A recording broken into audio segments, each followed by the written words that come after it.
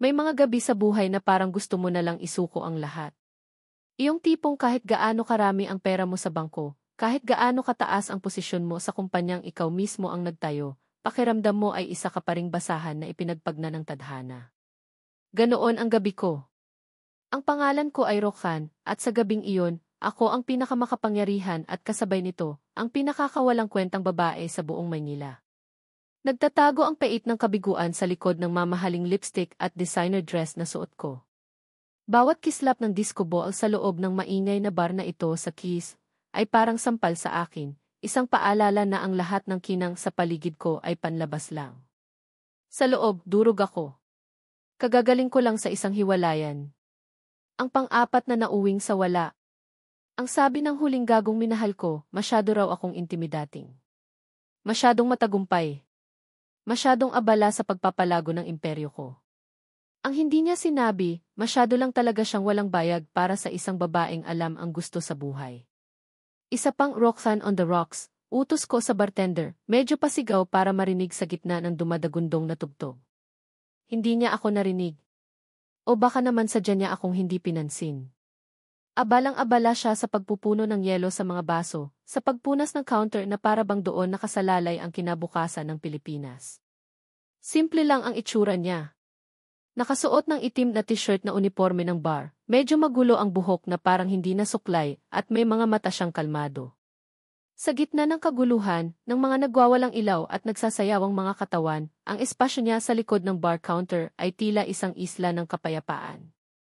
Nakailang senyas pa ako bago niya ako napansin. Lumapit siya, walang emosyon ang mukha. Yes, ma'am. Kanina pa ako umuorder, sabi ko, hindi ko napigilang maging mataray. Ganti ko na siguro sa mundo. Tumango lang siya, kinuha ang baso ko at nagsimulang magtimpla. Pinanood ko ang bawat galaw niya. Walang pagmamadali. Tumpak ang bawat buhos, sakto ang bawat patak. May kung anong nakakabighani sa paraan ng kanyang pagkilos. Hindi siya tulad ng ibang bartender na may mga pakulo at nagpapapansin sa mga customer. Tahimik lang siya, nakatuon sa ginagawa. For the first time that night, may isang bagay na kumuha ng atensyon ko bukod sa sarili kong pagdurusang deluxe. Nang iabot niya ang baso, nagtama ang aming mga mata. Isang segundo lang iyon pero parang huminto ang lahat. Nakita ko sa mga mata niya ang isang bagay na matagal ko nang hindi nakikita sa mga lalaking nakakasalamuha ko, walang pagkukunwari. Salamat, sabi ko, mas mahinahon na ngayon. Ngumiti siya ng bahagya. Isang maliit, halos hindi mahahalata, pero sapat na para gumaan ng kaunti ang mabigat kong dibdib. Walang anuman. Hindi ko alam kung anong sumanib sa akin. Siguro ang alak. Siguro ang pagod. O siguro, ang desperasyon na makahanap ng isang taong totoo, kahit isang gabi lang. Hindi na ako umalis sa harap ng bar. Doon na lang ako umupo sa stool, tahimik na pinagmamasdan siya habang nagtatrabaho. Paminsan-minsan, kapag wala siyang customer, nag-uusap kami. Mga simpleng tanong. Pagod ka na? Tanong ko. Medyo, sagot niya. Anong pangalan mo? Tanong ko ulit. Lennon, sabi niya. Lennon. Parang pangalan ng isang musikero. Isang pangarap. Habang lumalalim ang gabi at paubos na ang mga tao, lumalalim din ang pag-uusap namin. Hindi ko alam kung bakit, pero sa kanya, sa isang estranghero, nasabi ko ang mga bagay na hindi ko masabi kahit sa mga kaibigan ko. Ang pakiramdam ng pagiging hungkag. Ang tanong kung para saan pa ang lahat ng yaman ko kung sa huli, uuwi pa rin akong mag-isa sa isang malaking bahay na walang nag-aabang. Hindi siya nagbigay ng payo. Hindi siya nagsabi ng okay lang yan. Nakikinig lang siya.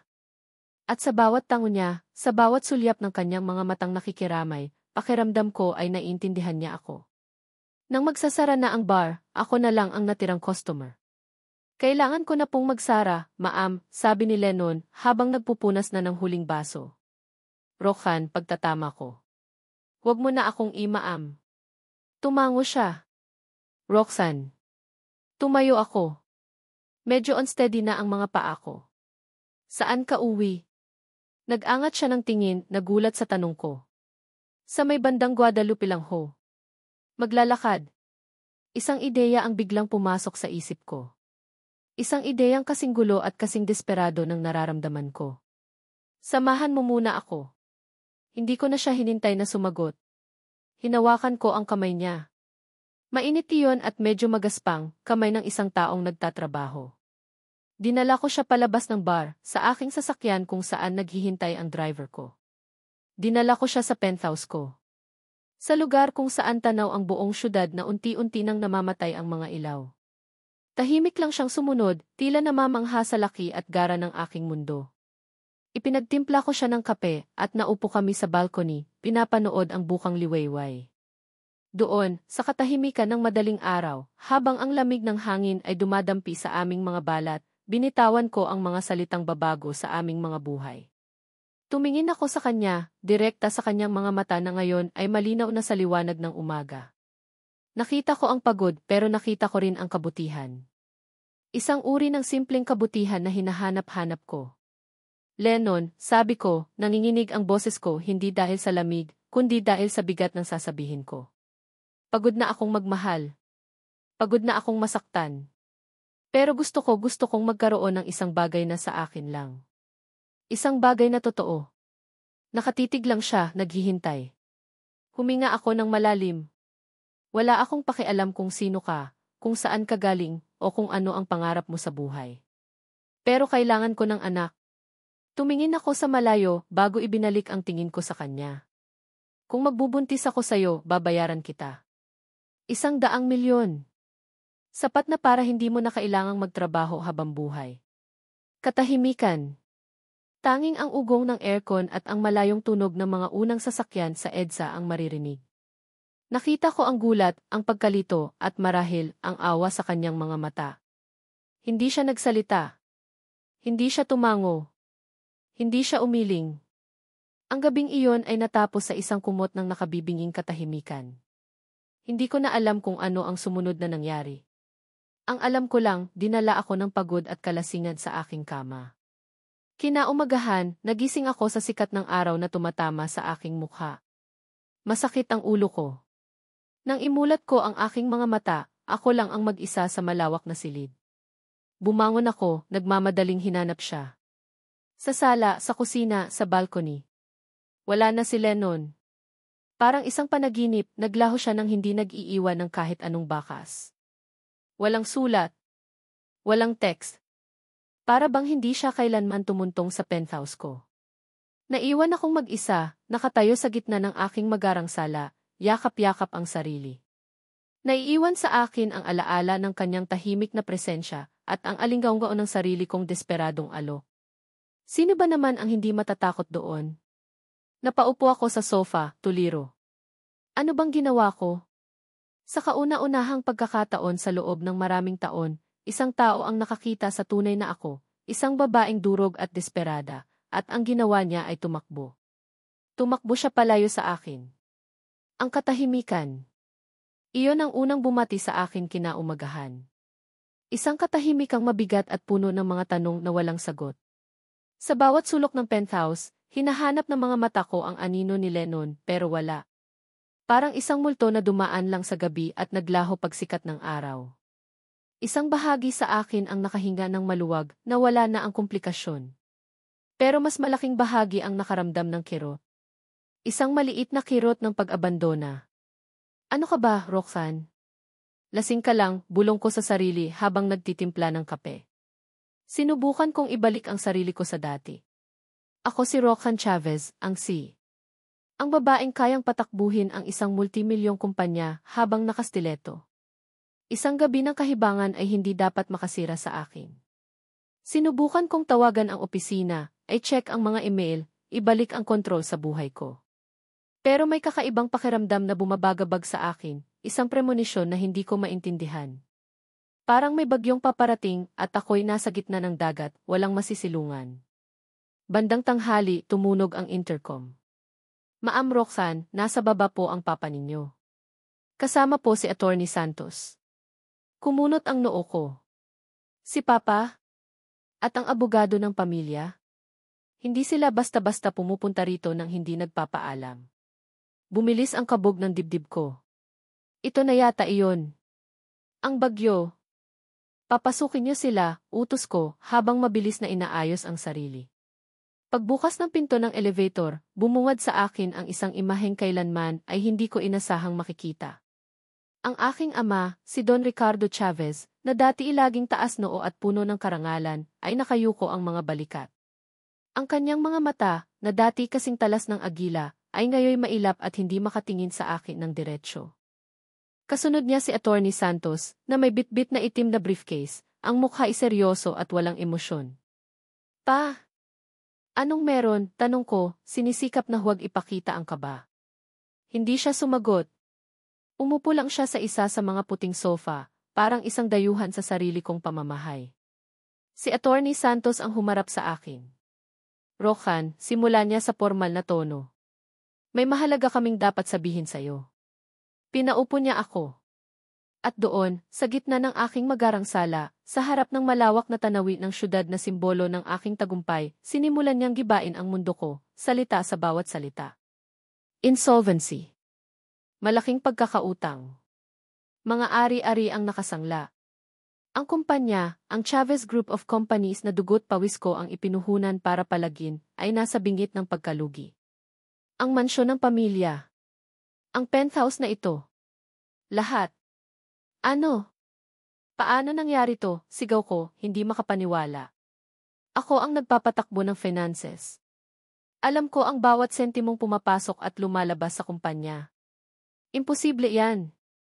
Tumingin ako sa aking ama, naghahanap ng sagot. Ngayon, sa wakas, nag-angat siya ng tingin. At sa mga mata niya, nakita ko ang katotohanan, isang katotohanang mas masakit pa sa kahit anong financial report. Nakita ko ang hiya. Ang pagsisisi. Ang pagkatalo. Ang sugal, anak, sabi niya, basag ang boses. Hindi ko na namalayan. Lumaki-lumaki ng husto ang mga utang ko sa kasino. Para akong binuhusan ng nagielong tubig. Ang aking ama, ang idolo ko, ang haligi ng aming pamilya, ay isang sugarol. Siya ang unti-unting umubos sa lahat ng pinaghirapan namin. Pero may solusyon, mabilis na sabi ni Attorney Santos, tila sinusubukang pigilan ang pagsabog ko. May isang investor na pumayag bilhin ang lahat ng utang. Siya na ang bagong may-ari ng lahat. Sino? Tanong ko, nanginginig sa galit. Sinong buitre ang samasamantala sa sitwasyon natin? Anong kapalit? Nagkatinginan si Papa at ang abogado. Muling yumuko ang aking ama, hindi makasagot. Ang kapalit, Rohan, dahan-dahang sabi ni Attorney Santos, na parang naglalabas ng isang hatol, ay isang kasunduan. Isang kasal. Natigilan ako. Kasal. Anong pinagsasabi mo? Para mailigtas ang pangalan ng pamilya, para hindi tayo mapunta sa kangkungan, pumayag ang papa mo na ipakasal ka sa investor na ito. Ang tawa ko ay walang saya. Puno ito ng pait at kawalan ng pag-asa. Ibebenta niyo ako. Ganon na ba tayo kadesperado, pa? Matapos mong ubusin lahat, ako naman ang isusunod mo. Anak, pakinggan mo muna ako. Hindi, sigaw ko, at sa pagkakataong iyon, bumagsak ang mga luhang kanina ko pa pinipigilan. Sino siya?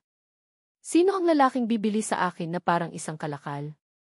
Huminga ng malalim si Attorney Santos bago binanggit ang pangalang wawasak sa natitira ko pang katinuan. Ang pangalan niya ay Lennon. Lennon Hazen. Para akong nabingi. Paulit-ulit na umalingaw sa isip ko ang pangalang iyon. Lennon. Ang tahimik na bartender. Ang estrangherong sinamahan ko kagabi. Ang lalaking inalok ko ng 100 milyon. Impossible. Ito ay isang masamang biro. Isang bangungot. Tumingin ako sa aking ama, nagmamakaawa ang mga mata ko na sabihin niyang hindi ito totoo. Pero ang nakita ko lang ay ang pagkumpirma sa kanyang mukha. Ang lahat ng piraso ng palaisipan ay biglang nagkabit-kabit sa aking isipan.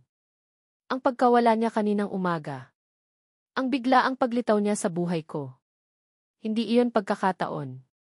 Planado ang lahat.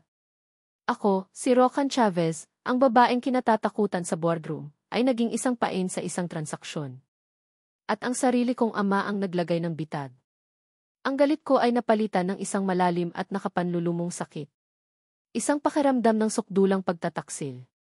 Tumayo ako at lumapit sa aking ama, ang bawat hakbang ay mabigat. Hindi, bulong ko habang umiiling.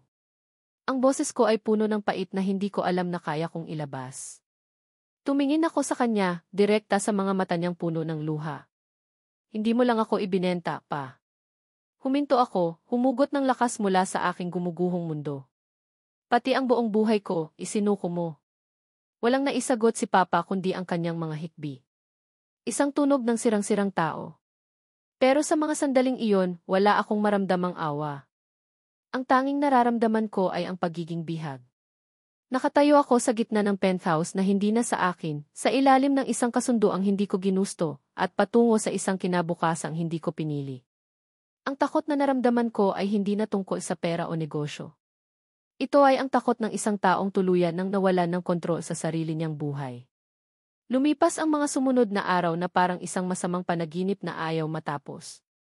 Bawat umaga, gumigising ako sa katotohanang hindi na ako ang maihawak ng sarili kong manibela. Ang penthouse ko, na dati aking santuwaryo, ay naging isang magarang hawla. Ang bawat sulok nito ay nagpapaalala sa akin ng aking pagkatalo. Ang galit ko ay parang apoy na hindi namamatay. Galit sa aking ama sa kanyang pagtataksil. Galit sa sarili ko sa pagiging bulag. At higit sa lahat, galit kay Lennon. Ang lalaking akala ko'y isang simpleng bartender, ay isa palang tusong negosyante na ginamit ang aking kahinaan laban sa akin. Ang imahe niya sa isip ko ay nabago, mula sa isang tahimik at kalmadong estranghero, siya ngayon ay isang oportunistang mang-aagaw. Dumating ang araw ng aming pagkikita. Hindi sa isang restaurant o sa isang coffee shop. Sa boardroom ng Chavez Group of Companies, ang kumpanyang hindi na sa amin.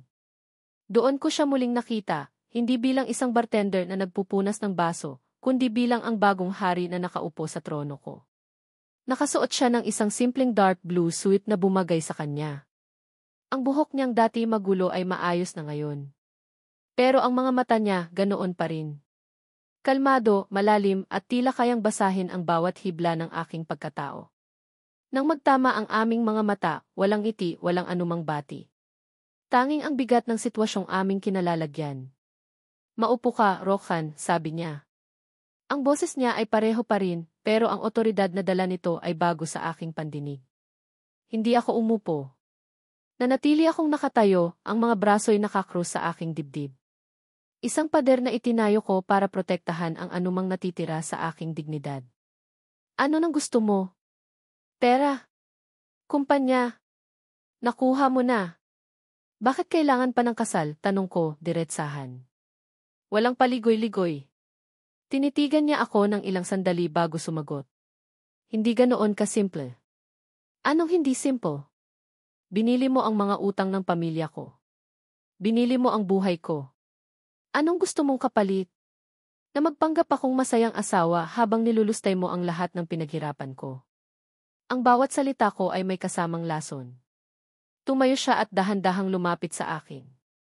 Bawat hakbang niya ay nagpapakabog sa dibdib ko, hindi sa kilig, kundi sa pinaghalong takot at galit. Huminto siya sa mismong harapan ko, sapat na ang lapit para maamoy ko ang banayad niyang pabango. Hindi ako ang kalaban mo. Ang mga salitang iyon. Simple, pero tumago sa pader na itinayo ko. Para akong sinampal. Paanong hindi siya ang kalaban?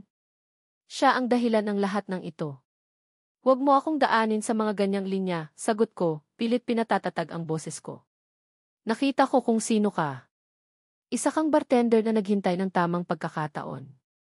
Ginawa mo akong tanga. Sa tingin mo ba ginusto ko to? Tanong niya, at sa unang pagkakataon, nakita ko ang bahid ng pait sa kanyang mukha. Sa tingin mo ba masaya akong pumasok sa isang sitwasyong pareho nating ayaw? Natawa ako ng mapakla. Huwag kang magkunwari na biktima ka rin dito, Lennon. Ikaw ang may hawak ng lahat ng baraha. Hindi lahat, sabi niya, at ang tingin niya ay lumambot ng kaunti. Rohan, may mga bagay na hindi mo pa naiintindihan. Gusto kong sumigaw. Gusto kong magwala. Pero anong magagawa ko? Kahit anong galit ang ipakita ko, ang katotohanan ay nananatili, para mailigtas ang pangalan ng aking pamilya, para hindi makulong ang aking ama, kailangan kong gawin ito. Ang pagtanggap ay hindi isang pagpipilian, ito ay isang sentensya. Fine, sabi ko, ang salitang iyon ay parang laso na lumabas sa bibig ko. Magpapakasal ako sa'yo. Pero huwag mong aasahan na magiging isang masunuring asawa ako. This is a business deal. Nothing more, nothing less. Tumango siya. I understand. Ang mga sumunod na linggo ay isang malaking paghahanda para sa peking kasal namin. Civil wedding lang, walang engranding selebrasyon. Sapat lang para maging legal ang aming kasunduan. Habang abala ang lahat, kami ni Lennon ay parang dalawang estranghero na nakatira sa iisang bahay. Ang penthouse ko, na ngayon ay aming penthouse na. May mga gabing nagkakasalubong kami sa kusina.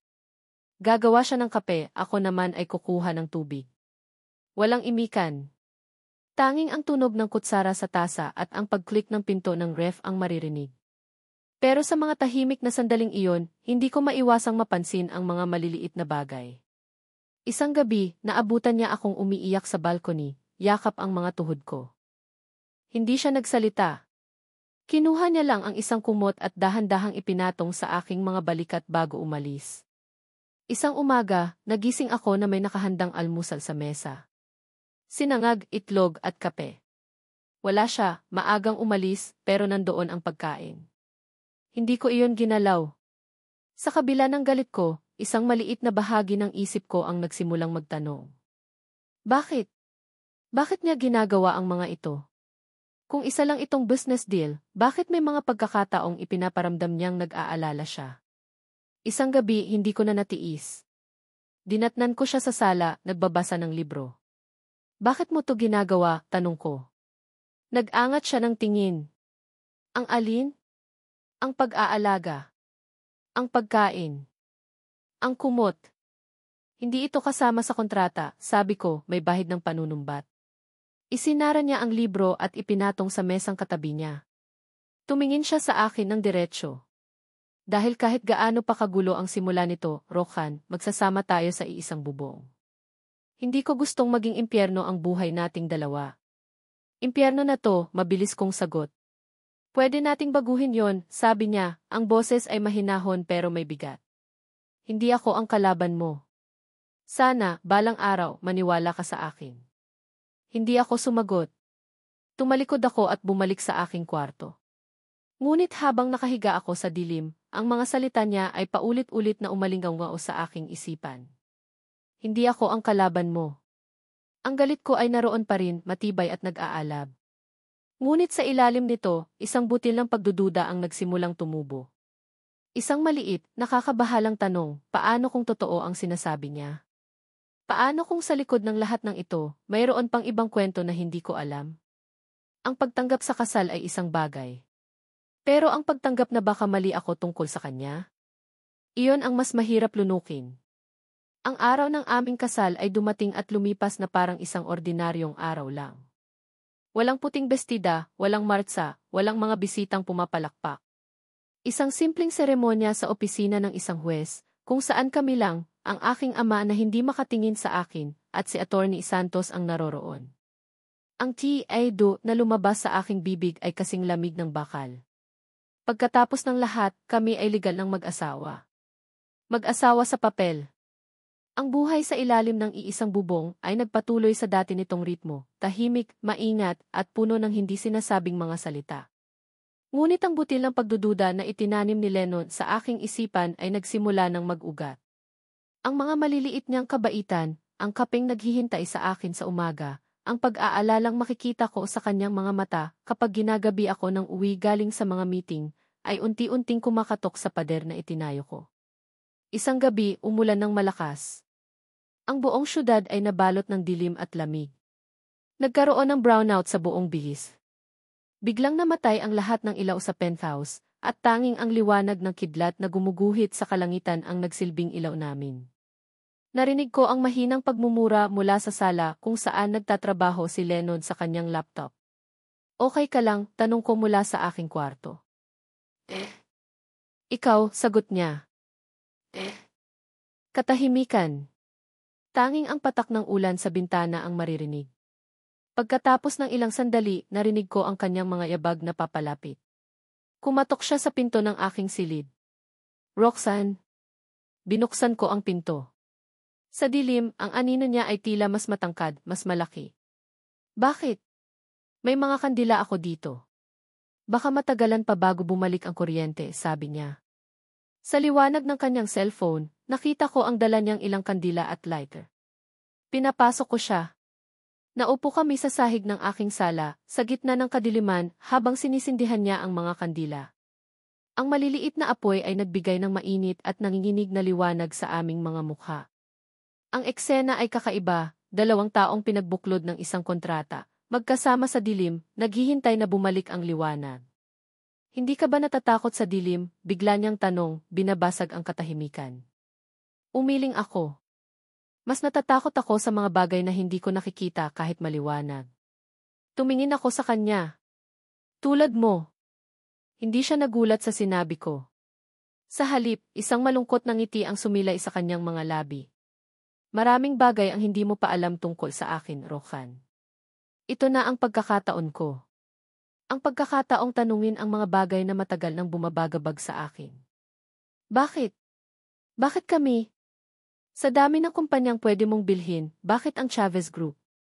Huminga siya ng malalim, ang tingin ay nasa nanginginig na apoy ng kandila. Para siyang nag-ipon ng lakas para buksan ang isang pinto sa kanyang nakaraan na matagal na niyang isinara. Dahil may utang na loob ako sa pamilya niyo, simula niya. Natigilan ako. Utang na loob. Paanong?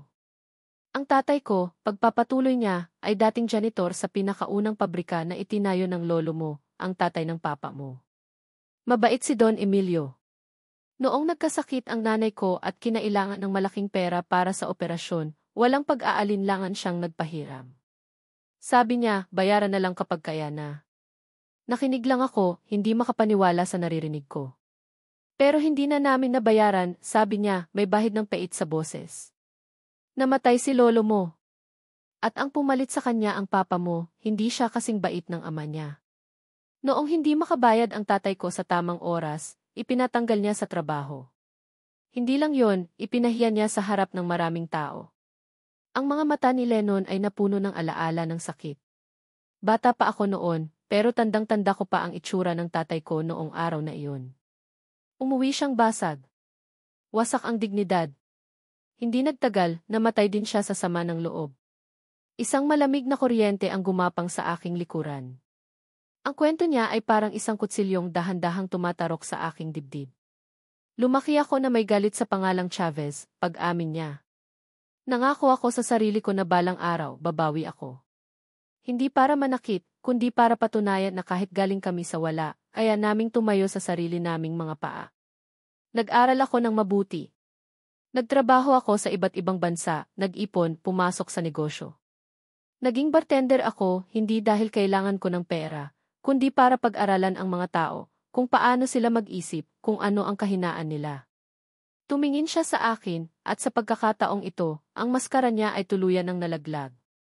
Nakita ko ang batang si Lennon, ang batang nasaktan at nangako ng paghihiganti. Noong nalaman kong nalulugi na ang kumpanya ninyo dahil sa pagsusugal ng papa mo, nakita ko ang pagkakataon. Pero hindi para ipahiya siya, kundi para kunin ang isang bagay na pinakamahalaga sa kanya. Ako, bulong ko, naunawaan na ang lahat. Tumango siya. Ikaw. Pero habang pinagmamasdan kita mula sa malayo, habang pinag-aaralan ko ang bawat kilos mo, may ibang bagay akong nakita. Nakita ko ang isang babaeng matapang, matalino, pero malungkot. Noong gabing iyon sa bar, noong inalok mo ako ng 100 milyon para lang magkaanak ka doon ko nakita kung gaano ka kasugat. Hinawakan niya ang kamay ko. Ang init nito ay parang gamot na unti-unting nagpapahilom sa galit na matagal kong inipon. Hinawakan niya ang kamay ko. Ang init nito ay parang gamot na unti-unting nagpapahilom sa galit na matagal kong inipon. Hindi na ito tungkol sa paghihiganti, Rohan. Noong una, iyon ang plano. Pero nang makilala kita, kahit sa sandaling iyon lang, nagbago ang lahat. Ang deal na ito naging paraan na lang ito para makalapit sa iyo. Para siguraduhin hindi ka babagsak kasama ng ama mo. Binitawan ko ang kamay niya, hindi dahil sa galit, kundi dahil sa pagkabigla. Para akong sinuntok sa sikmura. Ang lahat ng teorya ko, ang lahat ng galit na pinanghawakan ko, ay gumuho sa isang iglap. Ang lalaking itinuring kong kontrabida sa kwento ng buhay ko ay siya palang sumusubok na iligtas ako mula dito. Ang mga pader na itinayo ko sa paligid ng puso ko ay unti-unting nayanig. Sa ilalim ng mga gumuguhong bato, lumabas ang isang emosyong hindi ko inasahan, hiya. Hiya para sa mga binitawan kong masasakit na salita. Hiya para sa paghusga ko sa kanya. Bakit, hirap kong sabi, ang boses ko ay halos pabulong na. Bakit hindi mo sinabi lahat ito dati? Tumingin siya sa akin, at sa mga mata niya, nakita ko ang isang bakas ng kalungkutan. Paano? Paano ko sasabihin sa'yo nang hindi mo iisiping isa lang itong palusot? Maniniwala ka ba sa anak ng taong may galit sa pamilya mo? Rohan, ang tanging paraan para manatili ka ay ang isipin mong wala kang pagpipilian. Minsan, kailangan nating magsuot ng maskara para lang maprotektahan ang mga taong mahalaga sa atin. Mga taong mahalaga sa atin. Ang mga salitang iyon ay tumama sa akin ng husto. Biglang bumukas ang mga ilaw. Ang malupit na liwanag ng aming mga ilaw sa kisame ay biglang bumalik, winawasak ang intimasya na nilikha ng dilim at ng mga kandila. Para kaming nagising mula sa isang panaginip. Bigla, naging awkward ang lahat. Nakita namin ang aming mga sarili, nakaupo sa sahig, napapaligiran ng mga natunaw na kandila. Ang sikreto niya ay nakalantad na sa gitna namin. Mabilis akong tumayo, pinapagpag ang damit ko na para bang kaya kong pagpagindin ang lahat ng emosyong nararamdaman ko. Tumayo na rin siya, hindi makatingin sa akin ng diretsyo. Ang kumpiyansa na ipinakita niya kanina sa dilim ay tila naglaho sa pagbabalik ng liwanag. Gabi na, sabi ko, naghahanap ng dahilan para makatakas. Kailangan ko nang magpahinga. Roxanne, sandali. Hindi ko na siya pinatapos. Mabilis akong naglakad pabalik sa aking silid at isinara ang pinto. Sumandal ako dito, ang puso ko'y dumadagundong sa aking dibdib. Nakatitig ako sa kawalan, pinoproseso ang lahat. Ang kwento niya. Ang sakit ng kanyang nakaraan. Ang sakripisyo ng kanyang ama. Ang kahihiyan ng sarili kong ama. Ang lahat ay isang magulo at masalimuot na tela ng mga buhay na nagkabuhol-buhol dahil sa pera at pride. Hindi na siya si Lennon, ang tusong negosyante. Hindi na siya si Lennon, ang bartender. Siya na ngayon si Lennon, ang batang lalaking nakita ang pagkasira ng kanyang ama. Siya si Lennon, ang lalaking itinago ang sariling sakit para lang ayusin ang pagkakamali ng iba. Ang galit na naging gasolina ko sa mga nagdaang linggo ay tuluyan ng naubos. Ang naiwan ay isang malawak at nakakatakot na espasyo. At sa espasyong iyon, isang bagong damdamin ang nagsimulang sumibol. Pag-asa. Isang nakakatakot, delikadong pag-asa. Ang pag-asa na baka, sa kabila ng lahat, posible palang maging totoo ang kasal na ito. Ang pag-asa na baka ang lalaking nasa kabilang silid ay hindi lang ang aking tagapagligtas, kundi isang taong kaya kong mahalin. At sa lahat ng emosyong naramdaman ko sa gabing iyon, ang galit, ang gulat, ang hiya, ang pag-asang ito ang pinakakinatatakutan ko sa lahat. Dahil ang magmahal ay ang pagbibigay ng kapangyarihan sa ibang tao na saktan ka. At pagod na akong masaktan. Ngunit habang nakahiga ako sa aking kama, iniisip ang init ng kanyang kamay at ang kalungkutan sa kanyang mga mata, alam kong huli na ang lahat. Nagsisimula na akong mahulog sa kanya. At wala akong magawa para pigilan ito. Pagkatapos ng gabing iyon ng pag-amin, isang bagong uri ng katahimikan ang namayani sa pagitan namin ni Lennon. Hindi na ito ang malamig at mabigat na katahimikan ng dalawang estranghero, kundi isang maingat at nangingiming katahimikan ng dalawang taong hindi alam kung paano haharapin ang katotohanang biglang lumitaw sa gitna nila. Nagkakailangan kami. Ang mga simpleng pagtatagpo sa kusina ay naging mas awkward. Ang mga sulyap ay may kasama ng hiya at pag-iwas. Ang pader na itinayo ko ay gumuho na, ngunit hindi ko pa rin alam kung paano lumakad sa mga guho nito. Ang pag-aalinlangan ay napalitan ng pagkalito. Kung hindi siya ang kaaway, sino siya? Ano kami? Para takasan ang kaguluhang ito, ibinaling ko ang sarili ko sa trabaho. Isang malaking proyekto sa Batangas, isang ecotourism resort, ang naging dahilan ko para umalis ng Maynila. Kailangan kong bisitahin ang site, at naisip ko, ito na ang pagkakataon para makahinga, para lumayo muna sa titig ni Lennon na tila ba nakikita ang kaluluwa ko. Aalis ako. Pupunta akong Batangas para sa site visit, paalam ko sa kanya isang umaga habang nagkakape kami. Tumingin siya sa akin mula sa kanyang laptop. Kailan? Bukas ng umaga. Mga 3 araw siguro ako doon. Tumango siya. Mag-iingat ka. Iyon lang. Walang dagdag na tanong. Ngunit sa paraan ng kanyang pagtingin, alam kong may gusto siyang sabihin. Kinabukasan, habang pasakay na ako sa kasama ang driver ko, laking gulat ko nang makita si Leno na lumabas ng elevator, may dalang maliit na travel bag, nakasuot siya ng simpleng polo shirt at maong. Anong ginagawa mo? Tanong ko, naguguluhan. Sasama ako, sabi niya diretsahan. Bakit? Hindi mo kailangang. Asawa mo ako, Rohan, putol niya sa sasabihin ko. Ang mga salitang iyon ay tumama sa akin. Nga pala. At may-ari rin ako ng kumpanya. Karapatan kong makita ang mga proyekto natin. Besides, hindi ligtas ang daan papunta doon. Wala akong nagawa kundi ang pumayag. Sa loob ng sasakyan, umupo siya sa tabi ko sa backseat. Ang biyahe papuntang Batangas ay naging mas mahaba dahil sa awkward na katahimikan sa pagitan naming dalawa. Tanging ang radyo ng driver ang naririnig. Paminsan-minsan, napapasulyap ako sa kanya. Nakatingin lang siya sa bintana, malalim ang iniisip. Nakarating kami sa site, isang magandang lupain sa tabi ng dagat, napapaligiran ng mga puno at burol. Habang kausap ko ang mga engineer at arkitekto, nanatili lang si Lennon sa di kalayuan, tahimik na nagmamasid. Hindi siya nakialam. Hindi siya nagbigay ng opinyon. Para siyang anino ko, laging nandoon pero hindi nagpaparamdam.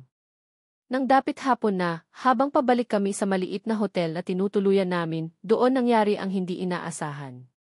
Pababa kami sa isang palikong daan sa gilid ng bundok. Biglang nagsisigaw ang driver. Ma'am, sir. Nawalan po tayo ng preno.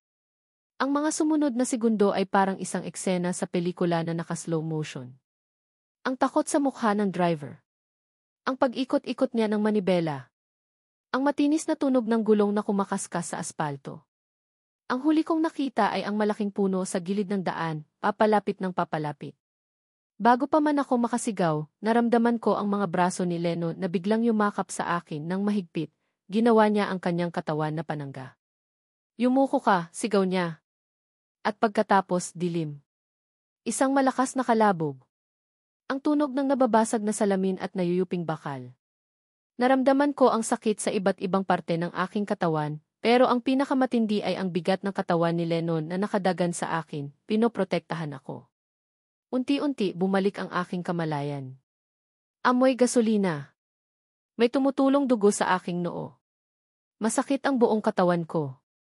Dahan-dahan kong iminulat ang aking mga mata.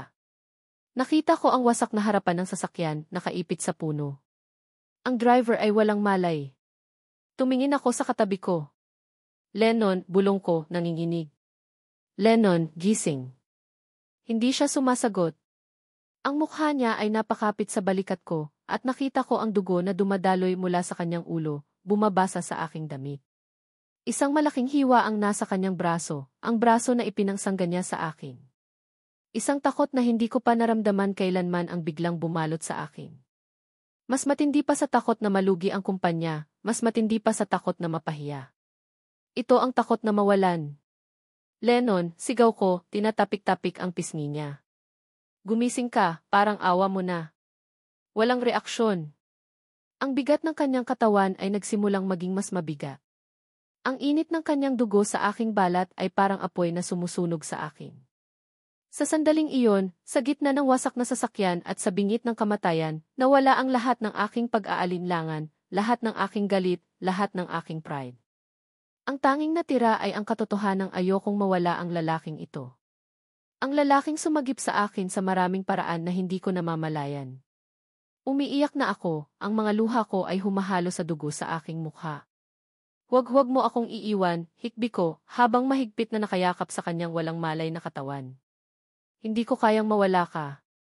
Ang mga salitang iyon ay lumabas mula sa isang lugar sa puso ko na hindi ko alam na umiiral. Isang lugar na itinago ko kahit sa sarili ko.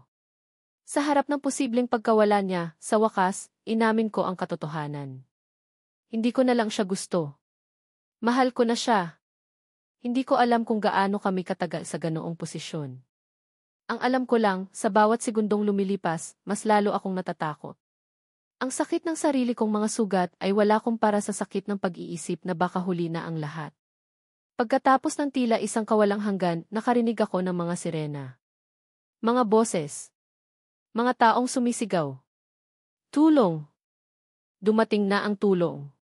Pero habang inilalabas nila kami mula sa wreckage, ang mga mata ko ay nakapako lang kay Lennon na isinakay na sa stretcher. Ang kanyang mukha ay maputla, ang kanyang mga mata ay nakapikit. Sa sandaling iyon, ipinangako ko sa sarili ko. Kung mabubuhay lang siya, kung bibigyan lang kami ng tadhana ng isa pang pagkakataon, hindi ko nasasayangin.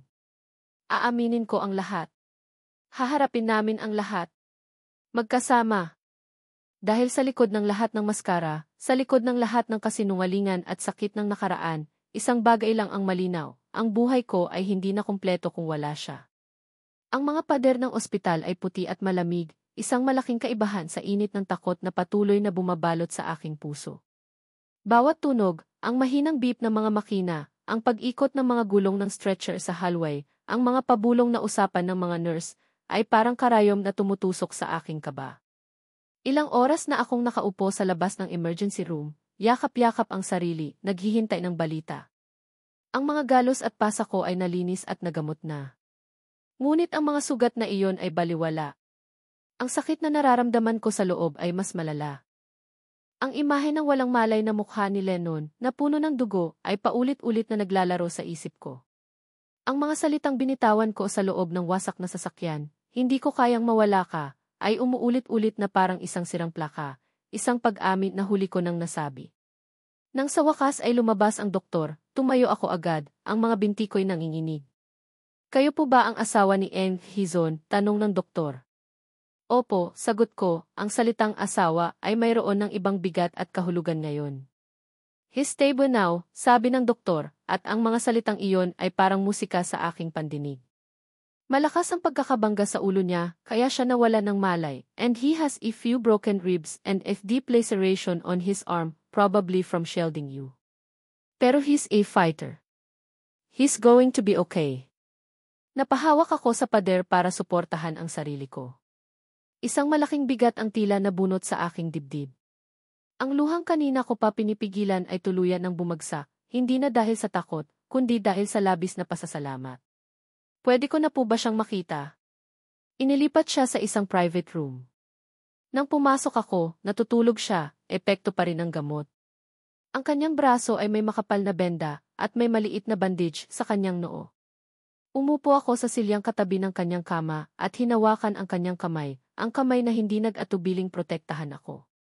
Tinitigan ko ang kanyang maamong mukha, habang natutulog, at lahat ng pag-aalinlangan na dati kong naramdaman ay parang bulang naglaho. Sa harap ng trahedya, nagiging malinaw ang lahat. Ang mga bagay na akala mo'y mahalaga, pera, posisyon, pride, ay nagiging walang kwenta. Ang tanging mahalaga ay ang tibok ng puso ng taong nasa tabi mo. 2 araw siyang halos tulog lang. Sa loob ng 2 araw na iyon, hindi ako umalis sa tabi niya. Doon ako kumakain, doon ako natutulog sa hindi komportableng sofa. Binabantayan ko ang bawat paghinga niya, ang bawat paggalaw ng kanyang mga daliri. Sa mga sandaling iyon, hindi ako si Roxanne Chavez, ang si. Ako lang si Roxanne, isang babaeng nagmamahal at natatakot. Sa 3 araw, sa wakas, iminulat niya ang kanyang mga mata. Medyo nanlalabo pa ang mga ito at sinubukan niyang bumangon. Dahan-dahan, sabi ko, lumapit agad sa kanya. Tumingin siya sa akin, naguguluhan. Roxanne, nasaan ako? Nasa ospital ka.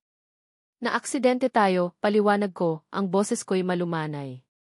Pero ligtas na tayo. Okay ka na. Tinitigan niya ako ng matagal, tila sinusubukang alalahanin ang lahat. Ang driver. Okay na rin siya. Nagtamo ng minor injuries. Tumango siya at pagkatapos ay tumingin sa akin. Ikaw, may masakit ba sa'yo? Ang tanong na iyon, ang pag-aalala sa kanyang boses sa kabila ng sarili niyang kalagayan, ang tuluyang nagpabagsak sa huling depensa ko. Umiling ako, hindi mapigilan ang pangingilid ng aking mga luha. Wala. Dahil sa'yo, sabi ko. Iniligtas mo ako, Lennon. Tungkulin ko yon, sagot niya, na parang iyon ang pinakanatural na bagay sa mundo. Hindi pagtutol ko. Hindi iyon tungkulin. Iyon ay isang pagpili. Isang mahabang katahimikan ang namayani sa pagitan namin. Tanging ang tunog ng monitor ng kanyang puso ang maririnig. Alam kong ito na iyon. Wala nang atrasan. Lennon, sabi ko, nanginginig ang boses. Noong akala kong mawawala ka na sa akin, may mga bagay akong na-realize. Huminga ako ng malalim. Lahat ng galit ko, lahat ng pride ko, walang kwenta ang mga iyon. Ang totoo, natatakot lang ako. Natatakot akong masaktan ulit. Natatakot akong magtiwala. Tumingin ako sa kanyang mga mata, hinahayaan siyang makita ang lahat ng kahinaan ko. Pero mas natatakot pala akong mabuhay sa isang mundong wala ka. Nakita ko ang gulat sa kanyang mga mata, kasunod ng isang emosyong hindi ko pa nakikita dati, isang liwanag ng purong saya at pag-asa. Pasensya na, sabi ko, ang mga luha ay tuloy-tuloy nang dumadaloy. Pasensya na kung nasaktan kita. Sa lahat ng sinabi ko. Sa lahat ng ginawa ko. Patawarin mo ako. Dahan-dahan niyang itinaas ang kanyang kamay na walang benda at pinunasan ang mga luha sa aking pisngi. Ang kanyang paghaplos ay puno ng pag-iingat at lambing. Wala kang dapat ihingi ng tawad, Roxanne, sabi niya, ang boses ay medyo paos. Pareho tayong nasaktan ng nakaraan. Pareho tayong may mga sugat na kailangang maghilom. Mumiti siya, isang ngiting umabot hanggang sa kanyang mga mata. Siguro kailangan lang natin ng isa't isa para tuluyang gumaling. Sa mga sandaling iyon, sa loob ng steril na kwarto ng ospital, sa gitna ng amoy ng antiseptic at gamot, nahanap namin ang aming sariling uri ng pagpapagaling. Ang pagtanggap, ang pagpapatawad, at higit sa lahat, ang pag-ibig.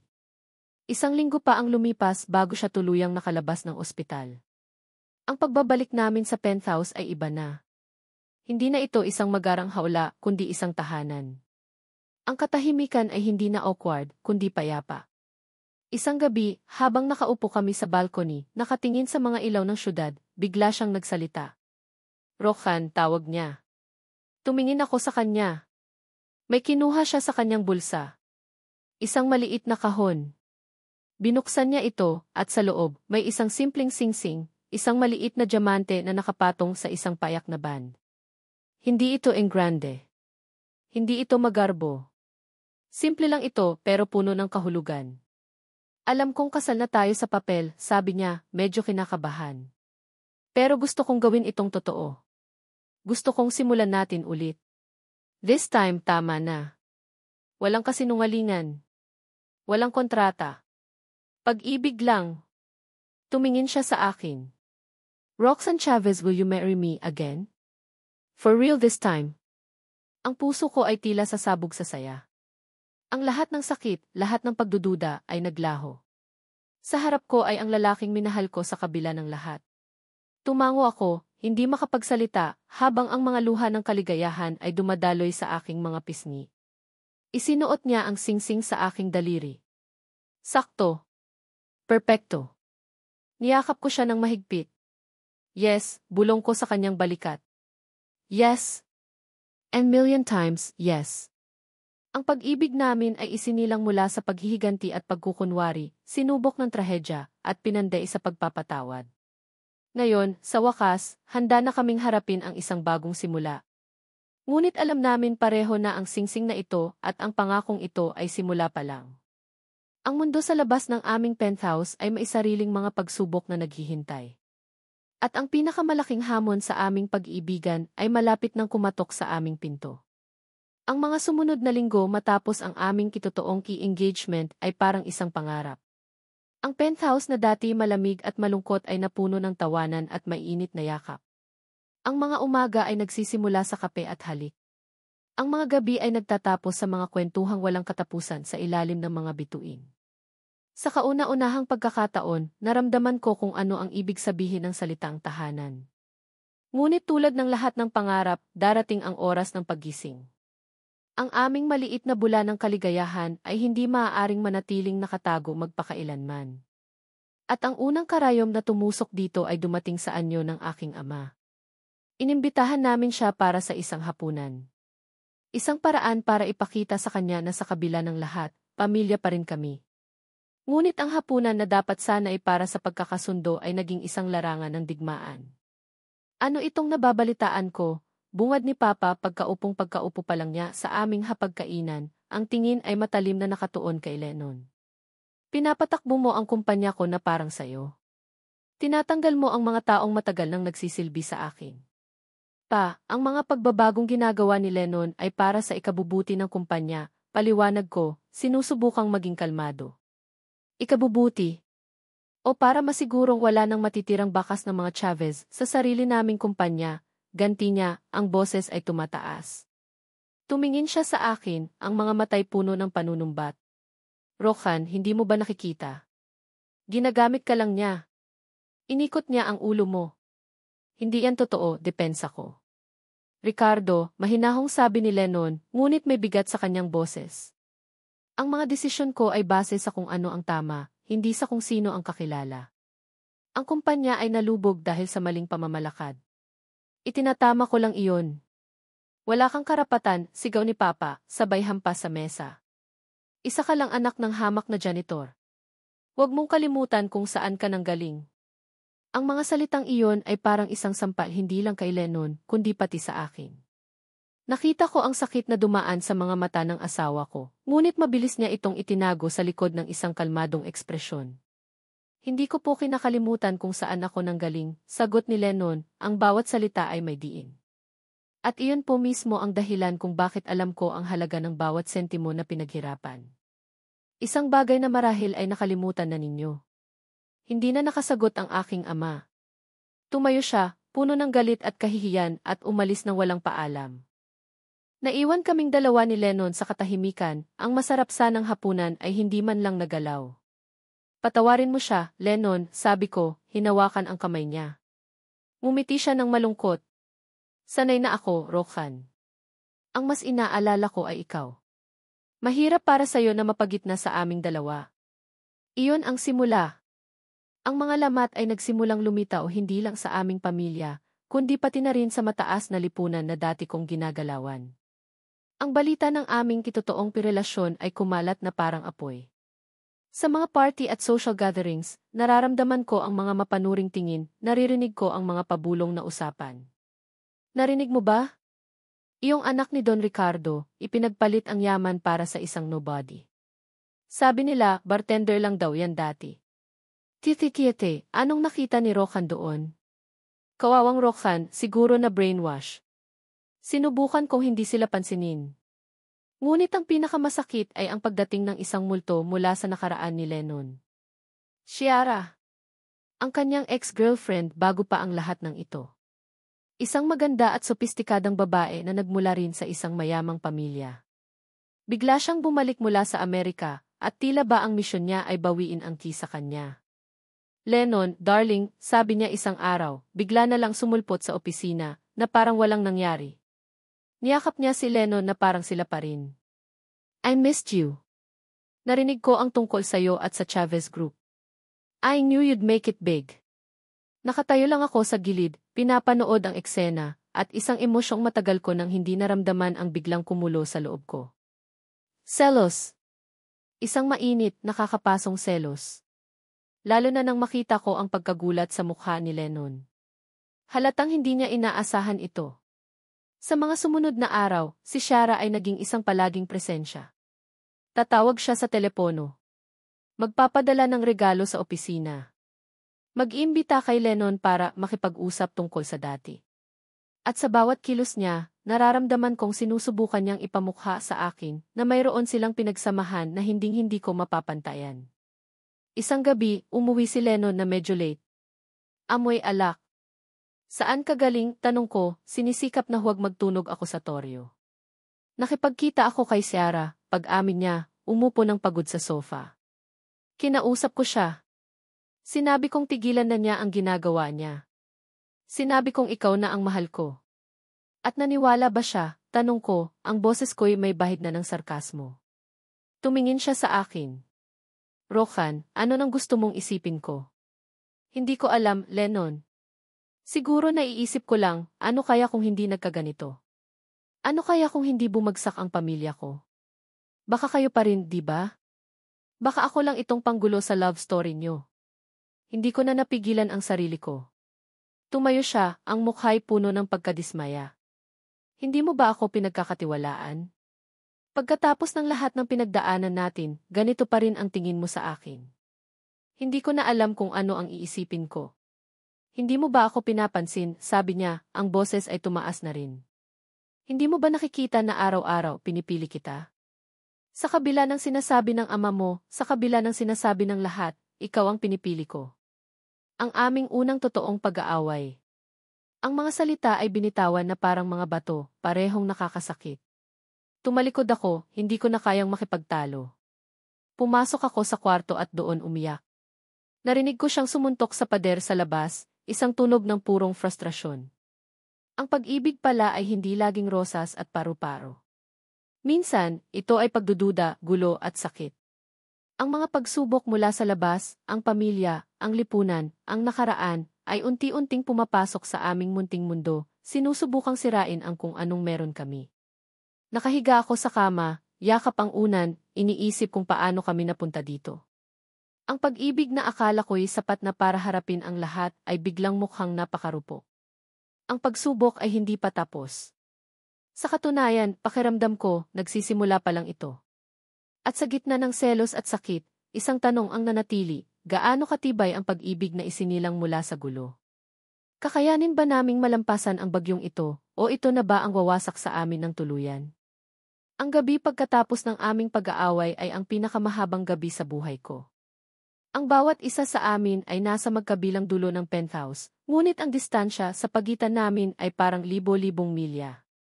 Ang katahimikan ay hindi na payapa, ito ay mabigat, puno ng hindi nasasabing sakit at hinanakit. Natulog ako na mailuha sa aking mga mata, at nagising ako na may bigat sa aking dibdib. Sa mga sumunod na araw, para kaming dalawang multo na naglalakad sa loob ng bahay. Nag-iiwasan ng tingin. Ang mga pag-uusap ay naging maikli at formal, tungkol lang sa trabaho o sa mga bayarin. Ang init at lambing na minsan nang naghari sa aming tahanan ay napalitan ng isang nakabibinging lamig. Ang bawat isa ay naghihintay, ngunit walang gustong unang magsalita. Ang pride. Iyon pala ang pinakamahirap na kalaban. Kahit alam kong nasaktan ko siya, kahit alam kong kailangan kong humingi ng tawad, may isang bahagi sa akin na natatakot. Natatakot na baka sa pag-amin ko ng pagkakamali, ay aminin ko ring hindi ako sapat. Na ang selos ko ay isang katibayan na mayroon niyang kulang sa akin kumpara kay Ciara. Isang hapon, umuwi ako ng maaga mula sa opisina, pagod sa pagpapanggap na okay lang ang lahat.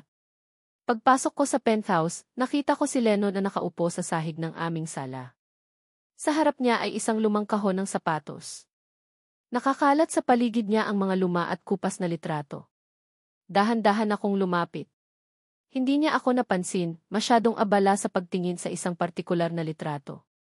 Nakita ko ito, isang litrato niya noong bata pa siya, kasama ang kanyang mga magulang. Nakangiti sila, simple ang buhay pero masaya. Lennon, mahina kong tawag. Nag-angat siya ng tingin. Ang mga mata niya ay malungkot. Itinago niya agad ang litrato sa loob ng kahon, na para bang nahuli ko siyang gumagawa ng isang bagay na ipinagbabawal. Pasensya na, nanggugulo ako, sabi niya, at nagsimulang ligpitin ang mga larawan. Huwag, pigil ko. Umupo ako sa sahig sa tapat niya. Ano yan? Huminga siya ng malalim. Mga alaala. Minsan, kailangan kong balikan para maalala kung para saan ang lahat ng ito. Kinuha niya ulit ang litrato ng kanyang pamilya. Sila. Para sa kanila. Tinitigan ko ang litrato. Nakita ko ang batang Lennon, ang inosenteng ngiti na nawala dahil sa hirap ng buhay. At naramdaman ko ang isang matinding kirot ng pagsisisi. Lennon, sabi ko, ang boses ko ay basag. Patawarin mo ako. Hindi siya sumagot. Nagpatuloy ako. Naging makasarili ako.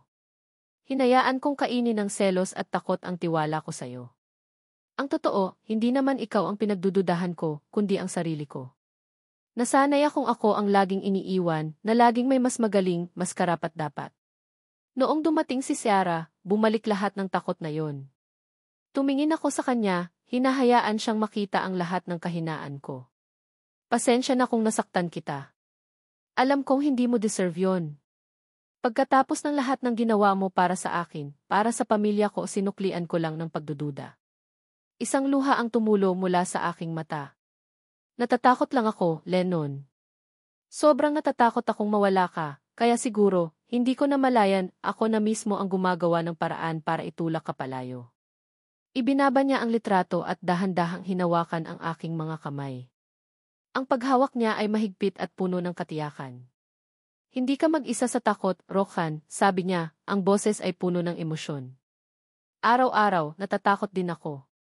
Natatakot ako na baka isang araw, magising ka at maisip mong isa lang akong hamak na bartender na hindi nababagay sa mundo mo. Na ang lahat ng ito ay isang malaking pagkakamali.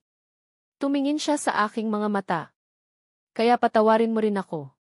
Patawarin mo ako kung minsan, hindi ko maiparamdam sa'yo na ikaw lang ang nakikita ko. Si Ciara ay parte ng nakaraan, Roxanne. Isang nakaraang matagal ko nang isinara. Ikaw ang ngayon ko. Ikaw ang bukas ko. Ang mga salitang iyon ang tuluyang bumasag sa yelo sa pagitan namin. Niyakap ko siya ng mahigpit, at sa balikat niya, ibinuhos ko ang lahat ng luhang naipon ko sa mga nagdaang araw. Niyakap niya ako pabalik, ang mga braso niya ay isang ligtas na kanlungan. Mahal kita, Roxanne, bulong niya sa aking buhok.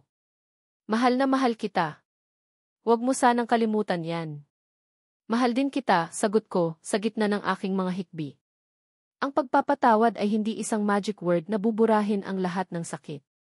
Ito ay isang proseso. Isang desisyon na araw-araw na ginagawa. Sa mga sandaling iyon, sa sahig ng aming sala, napapaligiran ng mga multo ng nakaraan, pinili naming patawarin ang isa't isa. Pinili naming magsimula muli.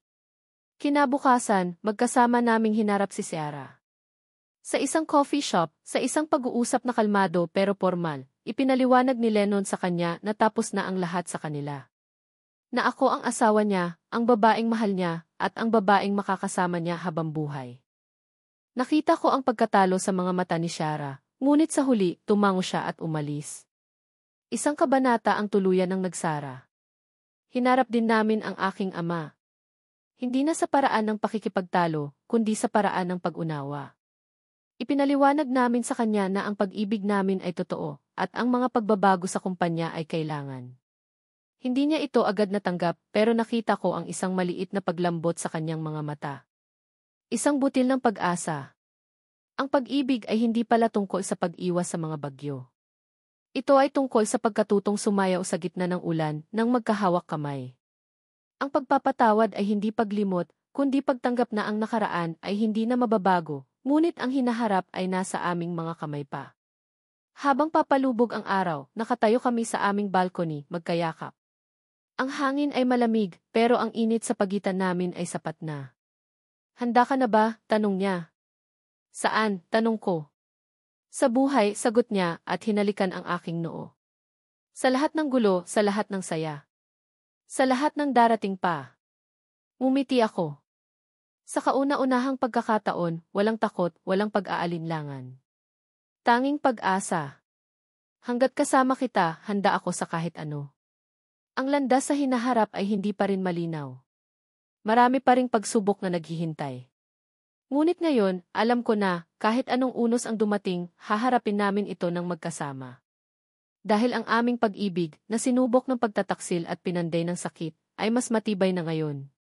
Ito ay isang pag-ibig na binuo sa pagpapatawad at pinatitibay ng pag-asa. Makalipas ang isang taon, ang mga bagyo ay tuluyan ng humupa. Ang mga sugat ay naghilom na, nag-iwan ng mga pilat na nagsisilbing paalala, hindi ng sakit, kundi ng katatagan. Ang pag-ibig na isinilang sa gulo ay nahanap na nito ang sariling kapayapaan. Napagdesisyonan naming gawin ang isang bagay na dapat sana iginawa na namin noon pa. Isang tunay na kasal. Hindi na sa opisina ng isang huwes. Hindi na dahil sa isang kontrata. Kundi dahil sa pag-ibig. Hindi ito isang granding kasalan na pag-uusapan ng buong alta sosyedad. Pinili namin ang isang maliit at pribadong hardin sa Tagaytay, kung saan tanaw ang lawa ng Taal. Ang mga bisita ay iilan lang, mga taong tunay na naging bahagi ng aming masalimuot na kwento. Ang mga tapat na empleyado na nanatili, ang ilang kaibigan na hindi nang husga, at ang aking ama. Nandoon ang aking ama. Sa loob ng 1 taon, unti-unti niyang natanggap ang lahat. Nakita niya kung paano inayos ni Lennon hindi lang ang kumpanya, kundi pati ang basag na relasyon namin bilang isang pamilya. Nakita niya ang saya sa aking mga mata, isang sayang matagal niyang hindi nakita. Bago magsimula ang seremonya, nilapitan niya si Lennon, tinapik ito sa balikat, at sinabi ang mga salitang matagal na naming hinihintay, alagaan mo ang anak ko. Isang simpleng pangungusap pero puno ng pagpapala at pagtanggap. Habang naglalakad ako sa pasilyo na gawa sa mga puting rosas, suot ang isang simpleng puting bestida, ang lahat ng mata ay nasa akin. Ngunit ang mga mata ko ay nakatuon lamang sa isang tao, sa lalaking naghihintay sa akin sa dulo. Si Lennon. Nakatayo roon, suot ang isang barong Tagalog na nagpatingkad sa kanyang simpleng kakisigan. Ang mga mata niyang dati puno ng kalungkutan at galit ay ngayon nagniningning sa pagmamahal. Nang magtama ang aming mga mata, isang ngiti ang sabay na sumilay sa aming mga labi. Isang ngiting nagsasabing, nakarating din tayo. Nang nasa harap na niya ako, hinawakan niya ang aking mga kamay. Ang init nito ay pamilyar at puno ng pangako. Naaalala mo ba noong una tayong magkita? Bulong niya habang nagsasalita ang pari. Tumango ako. Paano ko makakalimutan? Inalok kita ng 100,000,000. Natawa kami pareho ng mahina. Alam mo ba ang una kong naisip noon? Tanong niya. Nabaliw ako. Hindi, sabi niya at hinigpitan ang hawak sa aking mga kamay. Naisip ko, sa wakas, nahanap na kita. Matagal na kitang pinagmamasdan, Roxanne. Matagal na akong nangangarap na makilala ka. Ang hindi ko lang alam, sa ganoong paraan pala tayo pagtatagpuin ng tadhana. Ang bawat salita ng pari ay tila naglaho. Ang tanging naririnig ko ay ang tibok ng aming mga puso na tumitibok sa iisang kumpas. Ikaw ang aking tadhana, sabi niya, kasabay ng pagbigkas ng kanyang mga panata. Ikaw ang sagot sa mga tanong na hindi ko alam kung paano itanong. Ikaw ang kapayapaan sa gitna ng aking magulong mundo. Ipinapangako kong mamahalin ka, sa hirap at ginhawa, sa kabila ng lahat ng ating mga pilat at pagkakamali. Ikaw at ako hanggang sa dulo. Nang ako na ang bumigkas ng aking mga panata, ang mga salita ay dumaloy mula sa aking puso. Lennon, dumating ka sa buhay ko na parang isang bagyo, ginulo mo ang lahat ng akala ko'y maayos na.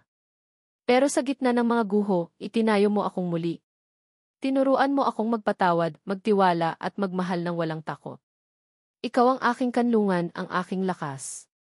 Ipinapangako kong mamahalin ka, hindi bilang isang kasunduan, kundi bilang aking kabiyak, aking kaibigan, aking lahat. Ikaw at ako, ngayon at magpakailanman. Nang sinabi ng pari ang mga salitang, "You may now kiss the bride," ang halik na ibinigay namin sa isa't isa ay hindi lang isang tradisyon. Ito ay isang selyo.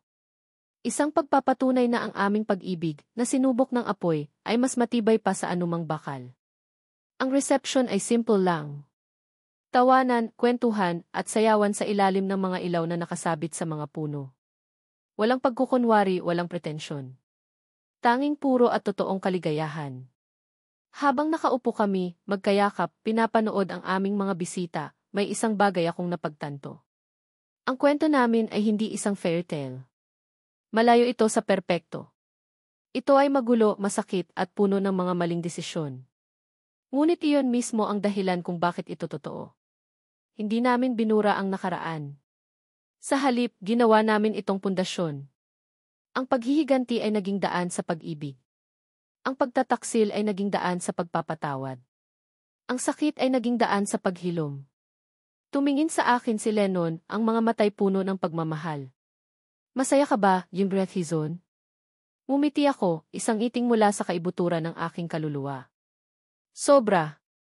Hinaplos ko ang kanyang pisngi. Ikaw, Jim Brethizon.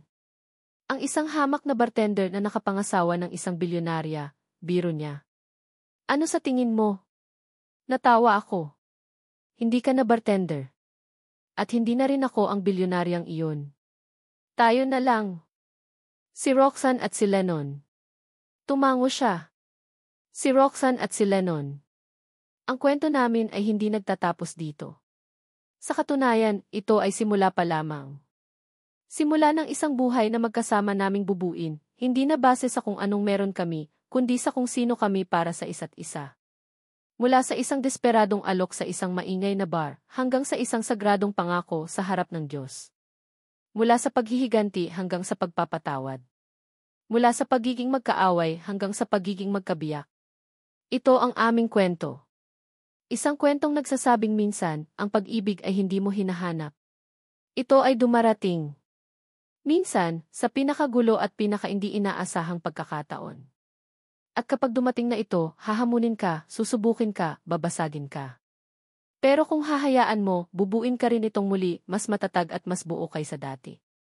Dahil ang tunay na pag-ibig ay hindi natatagpuan sa perpektong simula, kundi sa magulong paglalakbay patungo sa isang mapayapang wakas. At para sa amin ni Lennon, ang aming wakas ay simula pa lamang. At dito nagtatapos ang kwento ni Roxanne at Lennon. Maraming salamat sa pagsama ninyo sa akin sa kanilang masalimuot, ngunit puno ng pag-asang paglalakbay. Mula sa unang kabanata hanggang sa huli, naramdaman ko ang bawat pintig ng kanilang mga puso, ang bawat bigat ng kanilang mga problema, at ang bawat tamis ng kanilang tagumpay. Ang pagsulat ng kwentong ito ay para na ring isang paglalakbay para sa akin, isang paalala na ang pag-ibig ay hindi laging madali at hindi laging perpekto. Nais kong iparating sa pamamagitan ni Roxanne at Lennon na ang bawat isa sa atin ay may daladalang sariling mga sugat at pilat mula sa nakaraan. Ngunit ang mga ito ay hindi hadlang para magmahal at mahalin. Ang tunay na pag-ibig ay may kakayahang maghilom, magpatawad at magbigay ng panibagong pag-asa. Ito ay tungkol sa pagtanggap sa kabuuan ng isang tao, kasama na ang kanyang mga pagkakamali at di kasakdalan. Sana, sa pagtatapos ng kwentong ito, mayroon kayong naiuwing isang piraso ng pag-asa. Na kahit gaano pa kagulo ang simula, palaging may pagkakataon para sa isang magandang wakas. Muli, mula sa kaibuturan ng aking puso, salamat sa inyong oras at sa pagbibigay buhay sa kwento ni Roxanne at Lennon sa inyong mga isipan. Kung mayroon man kayong mga saloobin o aral na napulot mula sa kanilang kwento, huwag kayong mag-atubiling ibahagi ito. Nais kong marinig ang inyong mga tinig. Hanggang sa ating susunod na pagkukwento.